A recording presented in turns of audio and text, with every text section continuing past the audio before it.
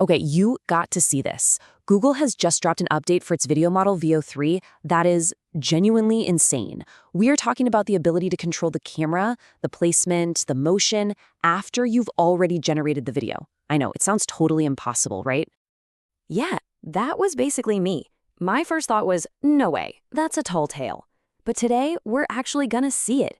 We're gonna explore this wild new feature, see what it's good for, and of course, find out just how far we can push it before it completely breaks. So, think about what this really means. This is a fundamental shift in how we create video. It's like you get to be the director of photography after the AI has already done its thing. Now, you gotta remember, this is very much an experimental beta feature. It's only available to Ultra subscribers on Google's Flow platform for now. And what's really wild is just how simple they've made it. Seriously, you just take a video you already made, you click that little edit icon, and bam, suddenly you have this whole menu of new camera options.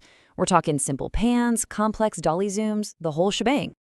Okay, let's look at a real-world example. So here's the original shot from a period drama generation. You've got the lovers, they're having some big dramatic moment, and the camera does a classic slow dolly end to really ramp up the emotion. Pretty standard stuff, right? And here's the magic trick. Using this new feature, we can take that exact same clip with the same performance from our AI actors and just completely flip the camera move to a dolly out.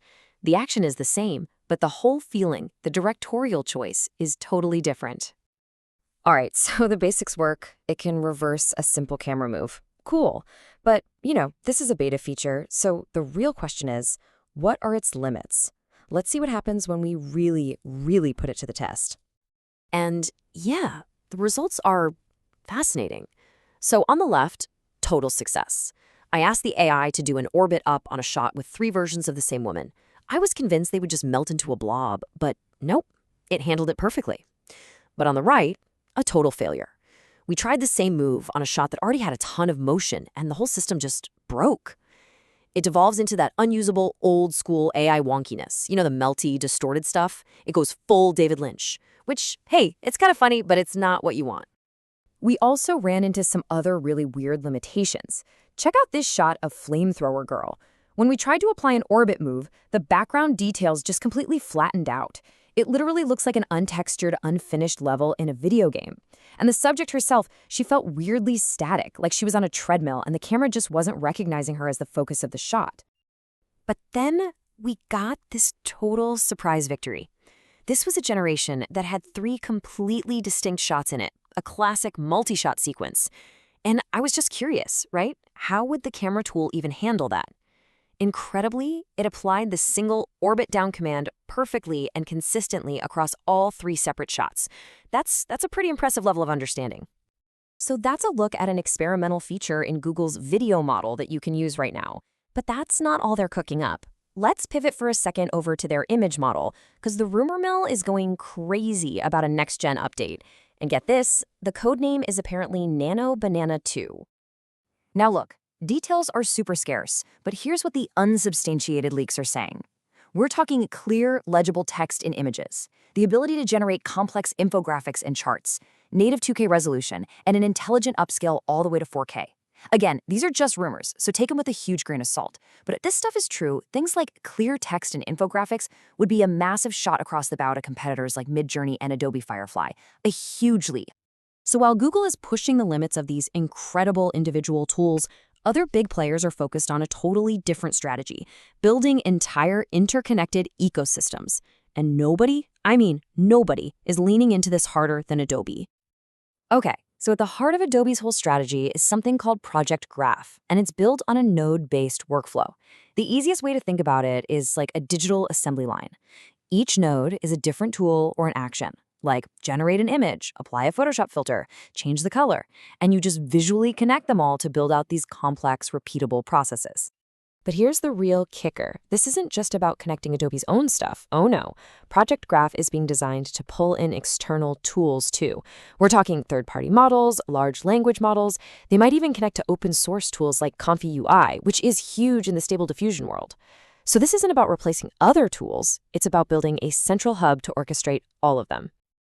And speaking of mind-bending tools, another thing that just jumped out at me from Adobe's research labs was something called Project Noose. And Honestly, the best way to describe this is Photoshop, but for 3D scenes that you create from 2D images.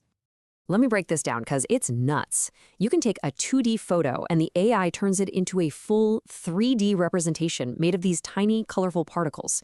It's a technique called Gaussian splatting. But once it's in that 3D space, you can start editing. You can bring in new 3D objects, and the system actually understands depth. It knows to put a tree behind a tractor. You can select parts of the scene to change colors, clone areas, and even warp objects like they're made of digital clay. It's wild. And that brings us to our final topic. And honestly, it's a big one. We're jumping from the near future to a real glimpse of what real-time interactive AI video is going to look like. I know it sounds like pure sci-fi, but the research is happening as we speak. This is Motion Stream. It's a joint research project from Adobe, Carnegie Mellon, and Seoul National University. What you are looking at is controllable, real-time video generation. That motion is being created live just by dragging a mouse across the screen. And just how real-time are we talking here? Well, the latency is just 0.4 seconds. 0.4. That is an insanely small delay between your input and what you see on screen. It is happening almost instantly. And you can immediately see where this is going, right?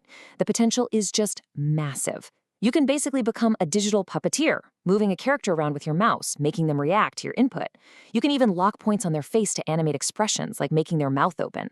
This is the next evolution of motion brushing, where you'd highlight an area to add movement. But now, instead of just some vague motion, you have precise real-time control. This is the version we've all been waiting for. Throughout this whole thing, I keep saying the year 2026, like it's some distant, far-off future. But what all this research really shows is that the pace of this change is just staggering. Blink, and 2026 will be here. The only question is, in this creative landscape that's evolving so fast, are you ready?